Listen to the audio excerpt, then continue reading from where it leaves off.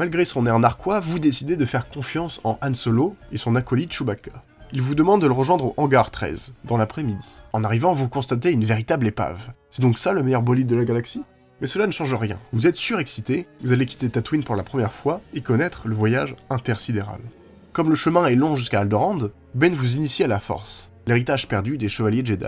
Alors que vous arrivez sur Alderaan, Ben ressent comme un étrange pressentiment. Sentiment qui va vite se confirmer à la sortie de l'hyperespace, car aucune planète ne se trouve à l'horizon. Ne figure seulement qu'une étrange lune, vers laquelle vous êtes irrémédiablement attiré. C'est en réalité une station spatiale, l'étoile noire de l'Empire.